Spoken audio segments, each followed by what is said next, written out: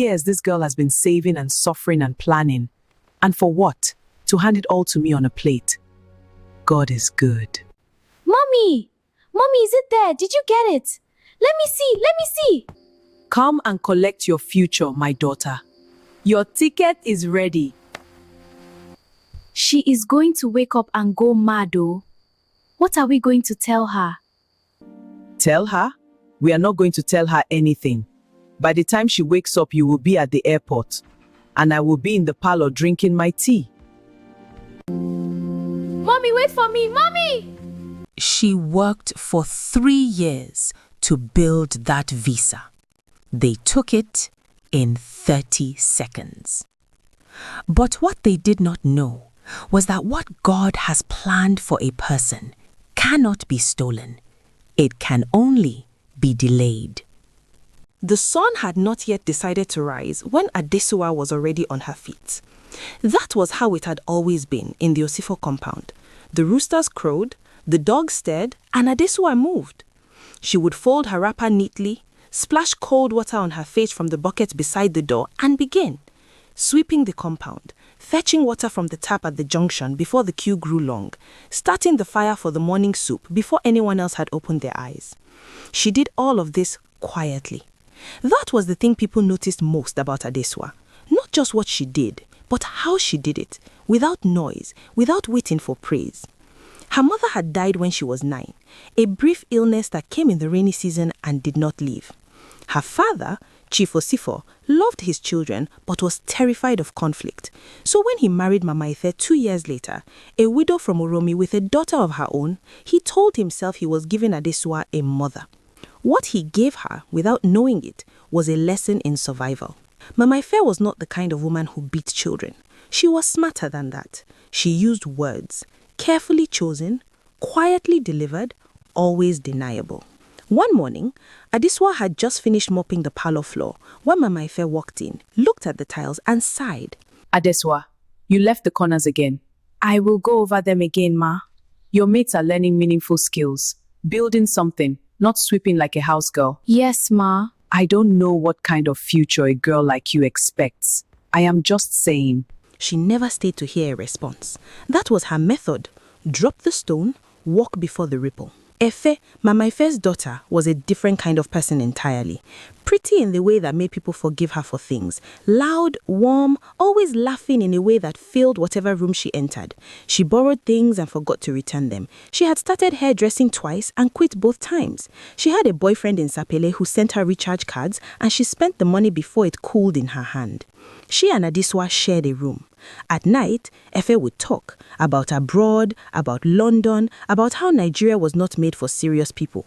One night, she lay on her back, fanning herself with an old magazine, staring at the ceiling like it had offended her. Adesua, I need to leave this country. Honestly. You are not hearing me. London, Canada, Dubai, anywhere that is not here. And you have nothing to say? Work toward it. Work toward it. That is all you know. Work, work, work. As if life is only about working. I heard you. You and your serious face. What else do you want me to say, Efe? Forget it. She turned over. Adesua closed her notebook, turned off her reading torch and lay down. In her own mind, she was already building her plan. Quietly, the way she did everything.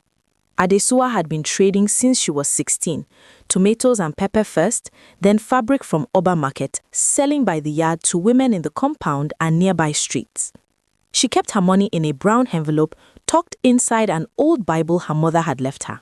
Not because she was hiding it, but because that envelope was the only place in that house where something of hers stayed safe.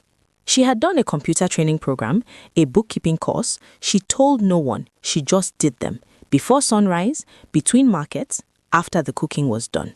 The community noticed. That was the part Mama Efe could not control. One afternoon, Mama Tunde stopped her at the tap. Adesua, how is market? Fine, Ma. Small, but fine.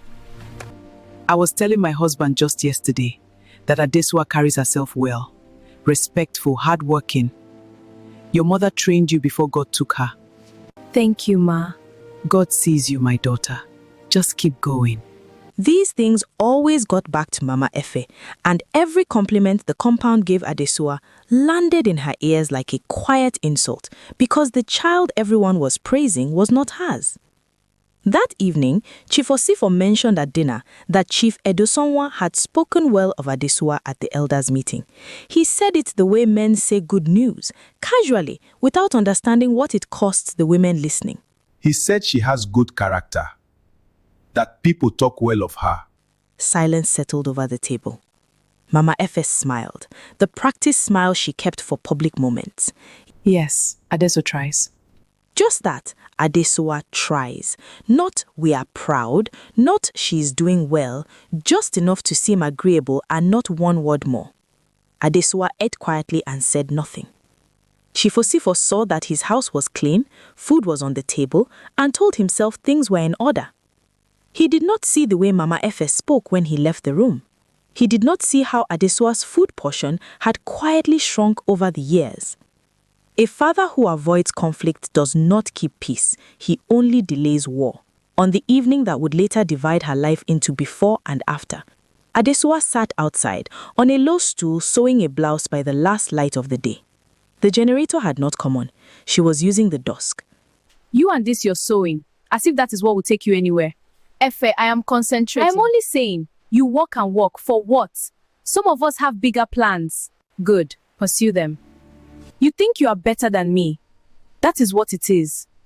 I don't think anything about you, Efe. I am just trying to build my own life. We will see whose life goes further.